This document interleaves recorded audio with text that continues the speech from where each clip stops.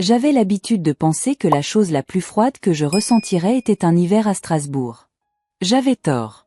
La chose la plus froide, c'est d'être jeté hors de chez soi le soir de Noël par son propre père. Je m'appelle Harper Carter, et le Noël dernier a brisé tout ce que je croyais savoir sur la famille.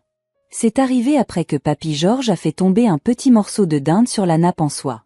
La chaise de mon père a raclé le sol, la musique s'est arrêtée, et il nous a jetés tous les deux dans la nuit glaciale comme si nous n'étions rien. Et ce fut le moment où j'ai appris que ma famille avait un secret valant 2,3 milliards d'euros. Avant de commencer, dites-moi d'où vous regardez et un détail sur votre environnement. Canapé, bus, travail de nuit. Ici sur les liens du passé, je n'ai pas senti le froid au début. Le choc est plus chaud que n'importe quel manteau. La neige dérivait sur les genoux de Papy George alors qu'il agrippait la fine couverture sur ses jambes. Sa respiration est devenue rapide et superficielle, ce petit hoquet qu'il avait quand il avait peur mais essayait de ne pas le montrer. « Harper, ça va ?» a-t-il chuchoté. Je n'allais pas bien, mais j'ai hoché la tête quand même. Derrière nous, le manoir Carter brillait. Musique, rire, lumière chaude, comme si rien ne s'était passé. J'ai martelé la porte. « Papa, ouvre. Papy pourrait geler ici. » À l'intérieur, quelqu'un a demandé « Qu'est-ce qui se passe ?» La voix de mon père a traversé le bruit. « Rien. Je sors juste les poubelles. » Les poubelles ? Il parlait de nous. Ma gorge brûlait, mais je me suis forcée à rester stable. Si je craquais, Papy craquerait aussi. « Viens » ai-je murmuré en passant derrière son fauteuil. « Je te ramène à la maison. » Sa main a trouvé mon poignet, froide, tremblante. « Je suis désolé » a-t-il chuchoté. « Je n'ai jamais voulu que tu vois ça. » Mais je l'avais vu de manière plus petite, dans des pièces plus calmes, chaque fois que papa traitait les mains tremblantes de Papy comme un inconvénient. Ce soir, il avait juste enlevé le masque. Le trajet jusqu'à mon appartement a semblé douloureusement long. Le chauffage nous a accueillis avec 2 clics faibles et est mort. J'ai tiré Papy à l'intérieur, frottant ses doigts pour les réchauffer. « Je ne devrais pas être ici » a-t-il murmuré. « Je suis un fardeau. Mets-moi dans une maison de retraite. »« Non » ai-je dit fermement. « Tu restes avec moi. Tu es tout ce que j'ai. » Ses yeux brillaient. Plus tard, je lui ai donné des restes de mon service au restaurant et je l'ai installé sur le lit pliant à côté de moi.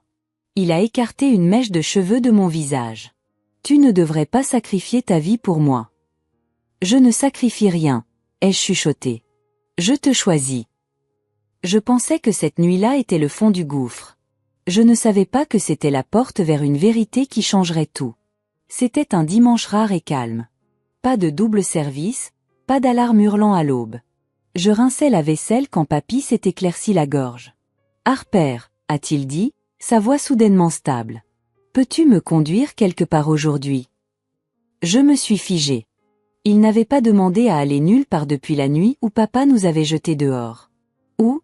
ai-je demandé. « Tu verras » a-t-il répondu, calme et certain. Ce ton m'a effrayé plus que ses mains tremblantes ne l'avaient jamais fait. Je l'ai aidé à s'installer sur le siège passager, j'ai bordé la couverture autour de ses jambes, plié le fauteuil roulant dans le coffre, puis je me suis engagé dans la rue. « À gauche » a-t-il murmuré. « Puis tout droit. Continue. » Strasbourg défilait par morceaux. Le restaurant où je servais du café. Le supermarché où je remplissais les rayons. La clinique où je récupérais ses médicaments. Les petites maisons se sont transformées en larges porches et pelouses soignées. Les vieilles berlines sont devenues des SUV noirs silencieux. « Papy, on n'a rien à faire ici » ai-je dit doucement. Il a posé sa main sur la mienne sur le volant. « Fais-moi confiance, Harper. » Nous avons tourné au coin et je l'ai vu. Un portail en fer plus haut que n'importe quelle maison dans laquelle j'avais vécu. Métal noir, motifs courbés, piliers en pierre de chaque côté. J'ai ralenti la voiture. « Papy, c'est le manoir de quelqu'un. On ne peut pas juste ?» Les portails se sont ouverts avant que je finisse ma phrase. 2 gardes sont sortis, ont ajusté leurs uniformes et ont regardé droit vers mon grand-père. « Bienvenue à la maison, monsieur Carter » a dit l'un d'eux. « On nous a dit que vous pourriez revenir. » Mes doigts ont glissé sur le volant. « Papy » ai-je chuchoté. « Pourquoi t'a-t-il appelé comme ça ?» Il n'a pas répondu. Il a juste fait un signe de tête vers l'allée. Vas-y, ma chérie, a-t-il murmuré. Cette partie est à toi de voir. L'allée serpentait à travers des roseraies et des fontaines en marbre, passant devant des maisons d'invités plus grandes que tout mon immeuble. Au bout de la route se dressait un manoir si immense que j'ai cru que c'était un hôtel. Pierre blanche, toit de tuiles rouges, verre brillant sous le soleil d'hiver. Je me suis garé parce que je ne pouvais plus respirer, encore moins continuer à conduire. Papy, à qui est cette maison? Il a tourné la tête vers moi, les yeux brillants de fierté et de quelque chose comme du chagrin. À nous, a-t-il dit doucement. Pendant un moment, tout ce que je pouvais entendre était mon propre battement de cœur. Avant de vous dire ce qu'il a révélé à l'intérieur de cette maison, laissez-moi vous demander quelque chose. De quelle personne dans la vie de Harper vous méfiez-vous le plus jusqu'à présent, et pourquoi?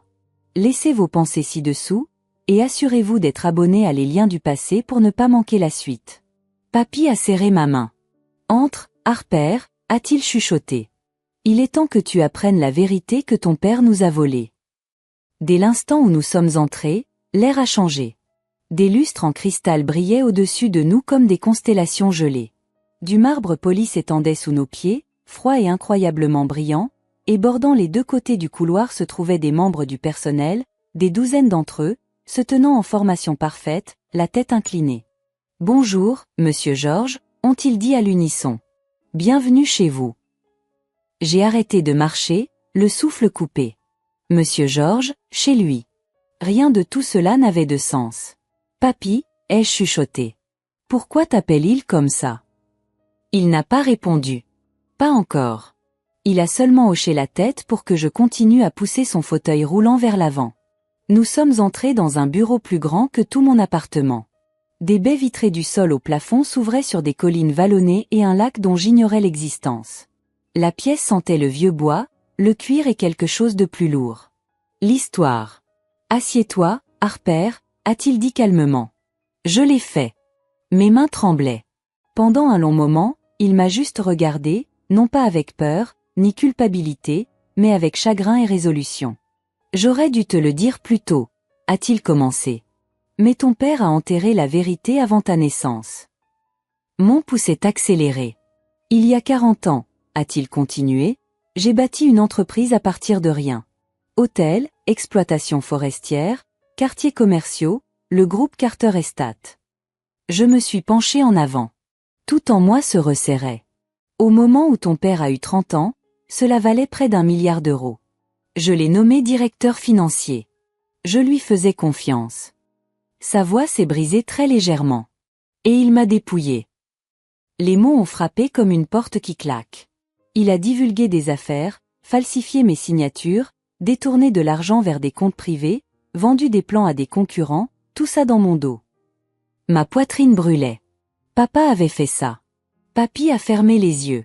Oui. Et quand je l'ai confronté, il m'a dit que l'entreprise se porterait mieux quand le vieil homme mourrait enfin. La glace a glissé dans mes veines. Cette nuit-là, a chuchoté Papy, on m'a poussé hors de la route. J'ai dégluti difficilement. C'est pour ça que tu es en fauteuil roulant. Il a hoché la tête. J'ai survécu, mais j'ai appris exactement qui mon fils était devenu. La pièce semblait plus petite maintenant, plus sombre.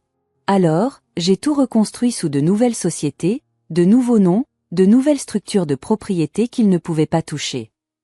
Il a ouvert un tiroir et a fait glisser 2 dossiers sur le bureau. Ceci, a-t-il dit en tapotant le premier, c'est ce que j'ai construit. 109 propriétés et une valeur nette de 2,3 milliards d'euros. Mon souffle s'est arrêté. Et ceci, a-t-il ajouté en tapotant le second, c'est tout ce que ton père a fait pour me détruire. Email, contrat, virement bancaire, enregistrement, preuve couvrant 20 ans. Harper, a-t-il dit doucement. Je te donne ce qu'il a essayé de voler, mais tu dois choisir la suite. J'ai regardé les dossiers, les mains tremblantes. Les yeux de Papy ont rencontré les miens. Stable, chaleureux, incassable. La vérité est à toi maintenant, a-t-il chuchoté. N'aie pas peur d'elle. J'ai à peine dormi cette nuit-là. La confession de Papy tournait dans mon esprit. L'accident, la trahison, la reconstruction, l'empire d'1 milliard qu'il avait caché pour se protéger et pour me protéger. Au matin, ma poitrine était serrée, remplie de quelque chose de tranchant et d'agité. Colère, chagrin, et une détermination que je ne reconnaissais pas encore comme mienne. J'ai fait le café exactement comme il l'aimait. 2 cuillères à café de sucre, un nuage de crème. Il m'observait depuis son fauteuil roulant, les yeux doux et fatigués. « Tu penses à lui » a-t-il dit. Je ne l'ai pas nié. « Oui. Je dois le voir. » Papy a hoché la tête lentement, comme s'il avait attendu que je dise ça. « Alors prends les dossiers » a-t-il murmuré. « Tous. » J'ai hésité. « Le testament aussi ?» Oui, Harper. Il a besoin de voir ce qu'il a jeté. Mon estomac s'est noué, mais j'ai glissé les 2 dossiers dans la mallette et embrassé le front de papy avant de partir. Le manoir Carter ne semblait plus imposant maintenant. Il semblait juste vide. Une coquille. Un endroit qui n'avait jamais vraiment été un foyer. Lydia a ouvert la porte en peignoir de soie, les yeux écarquillés d'agacement. « Toi » a-t-elle lancé. « Qu'est-ce que tu fais là ?» Je suis passé devant elle sans m'arrêter. « Je ne suis pas là pour toi. » Thomas est apparu du salon, verre de whisky à la main, cheveux en désordre, yeux injectés de sang. Il ressemblait à un homme qui n'avait pas dormi depuis la nuit où il nous avait jetés dehors. « Oh » a-t-il dit avec un rire amer. « Regardez qui revient en rampant. » J'ai posé la mallette sur la table en verre. « Je n'ai pas rampé, » ai-je dit. « Je suis venu te donner une chance. » Il a ricané. « Une chance venant de toi ?» Il s'est approché, l'haleine chargée d'alcool. « Qu'est-ce que tu veux, Harper ? De l'argent ? Des excuses ?» J'ai ouvert la mallette. « Je veux que tu avoues. » Son visage s'est vidé de son sang quand il a vu le premier dossier. Email, signature falsifiée, plan divulgué, virement bancaire. 20 ans de preuves éplées noir sur blanc. Ce vieil homme t'a menti, a-t-il claqué. C'est tout faux. Alors explique les virements que tu as signés, ai-je dit calmement. Ou les enregistrements. Il s'est jeté en avant, déchirant des pages, les déchiquetant comme un fou. Lydia a haleté, mais je n'ai pas bronché. Puis j'ai ouvert le second dossier, le testament. Le chiffre en haut l'a frappé comme un coup physique. 2,3 milliards d'euros. 109 propriétés. Ses jambes ont failli flancher. Non, a-t-il chuchoté. Non, ça ne peut pas être réel. Ça l'est, ai-je dit. Et rien de tout cela n'est à toi. Sa voix s'est brisée. Il te l'a donné. Il a choisi le caractère plutôt que le sang. Pour la première fois de ma vie, Thomas Carter avait l'air effrayé. Et j'ai réalisé que ce n'était pas le moment où je le confrontais. C'était le moment où j'arrêtais d'avoir peur de lui. Je n'ai pas attendu sa rage ou ses excuses ou les mensonges qu'il utilisait toujours quand la vérité le coinçait. J'ai rassemblé les papiers lentement, laissant le silence devenir si lourd que même Lydia en oubliait de respirer. C'était ta dernière chance, ai-je dit, calme, stable, inébranlable d'une manière que je n'avais jamais été auparavant. Thomas a reculé en titubant, les mains tremblant si violemment que le verre de whisky a glissé et s'est brisé sur le sol. « Tu ne peux pas faire ça » a-t-il chuchoté. « Je suis ton père. » J'ai secoué la tête. « Tu as cessé d'être mon père au moment où tu nous as jetés dans la neige. » Sa bouche s'est ouverte, mais rien n'est sorti. Seulement la réalisation que je tenais maintenant la vérité qu'il avait passé des décennies à enterrer. Je me suis tourné, j'ai franchi la porte et je n'ai pas regardé en arrière. Pour la première fois, c'était lui qui avait peur. J'ai conduit directement au bureau du procureur. Michael Grave, mon ami d'enfance, la seule personne à qui je confierais quelque chose d'aussi lourd. Quand il a ouvert la mallette, toute son expression a changé. « Harper, qu'est-ce que c'est que tout ça ?» « Tout, ai-je dit. Les crimes de mon père. » Après 5 minutes de lecture, Michael ne respirait plus. 10 minutes plus tard, il jurait dans sa barbe. « Ce n'est pas juste du vol, » a-t-il dit. « C'est de la fraude fédérale, de la fraude électronique, des crimes fiscaux, du sabotage d'entreprise, des décennies de tout ça. » Il m'a regardé sérieusement. « Une fois que je dépose ça, il n'y a pas de retour en arrière. Tu es prête ? » J'ai fermé les yeux. La neige, la bousculade, les mains tremblantes de papy, le mot « poubelle » résonnant dans le froid. Quand je les ai rouverts, ma voix ne tremblait pas. « Fais-le. » 3 jours plus tard, La police a pris d'assaut Carter Holdings et a fait sortir Thomas Carter menotté. Et alors que les appareils photo flashaient, la rage a quitté son visage, ne laissant que la peur.